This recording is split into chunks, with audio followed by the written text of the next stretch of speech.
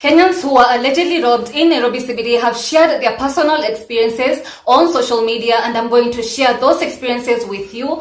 And also, Kenyans who allegedly witnessed robberies in Nairobi CBD have also spoken out, and I'm also going to share those experiences with you just to create awareness. So let's begin. Flozi said, jana nilibiwa mzigo hapo tea room, nilikuwa napiga nduru kama wazimu.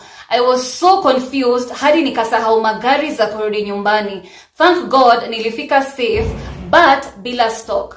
And then Ishmael said, I understand you. Nishai ibiwa mizigo worth 100,000 shillings last year. I know that ka feeling. Nairobi is very unsafe now.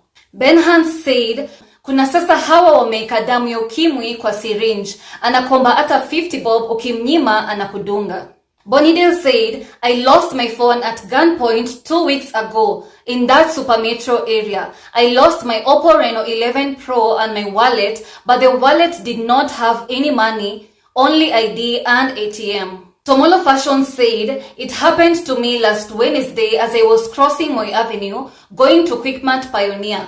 I was pushed to a metal pole and bruised my ribs. They didn't manage to steal my phone as I had already put it in my cross bag, but the trauma I have now is intense.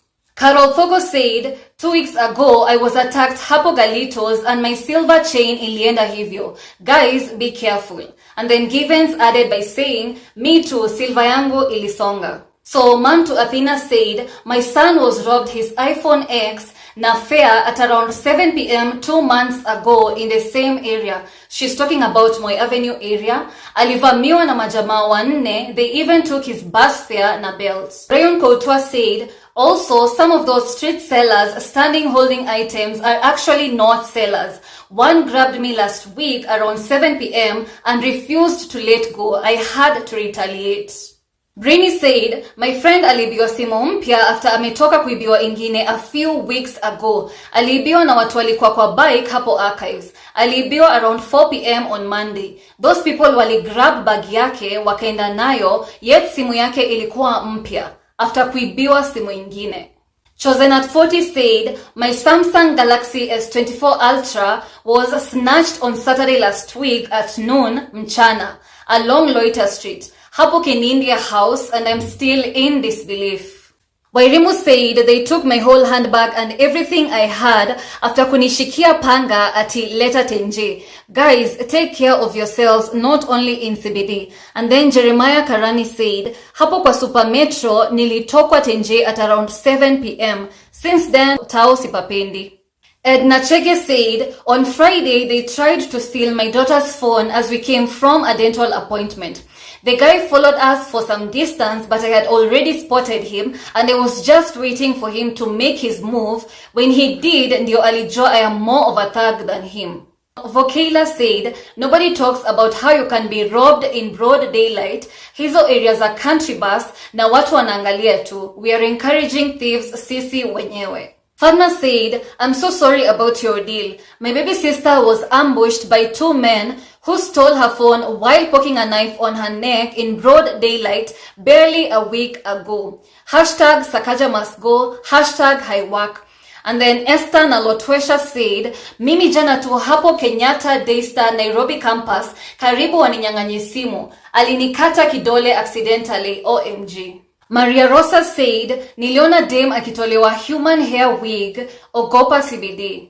Bad Medula said, tau sai ni bad. Kijana aliingia kwa mfuko yangu tukiangaliana macho kwa macho. And before ni process kama namjua ama what's really happening, jamaa ashanitoa simu na kaanza kutoroka. Kumkimbisha, some other boys wanaanza kushout against me. Nikaona wanaweza nigeuzia, nipigwe na mob bure, nikawachana na yeye. Nililala mteja. And Masipi said they are well-known boys. Mwingine alitaka kuchukua simu yangu, kuniangalia akasema ati, sorry daktari wa Transcam, wewe tunakujua vizuri, hutupea dawa, hatuwezi kukuibia. And G said, mimi Friday 9 a.m, mse alitry kuninyonga na zile blada hufunga mizigo kwa bike, hapo Corner House.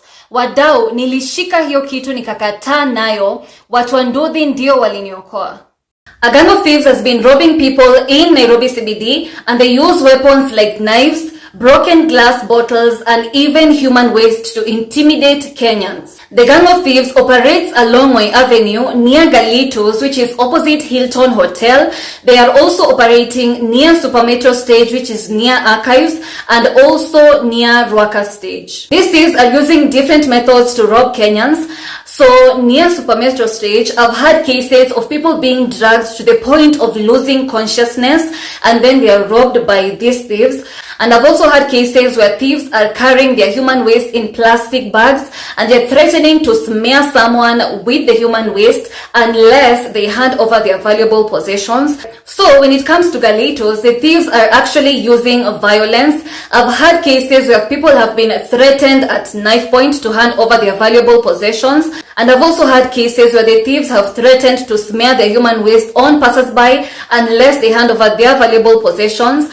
And when it comes to Ruaka Stage, they're also using violence. There was a woman who was actually robbed at knife point.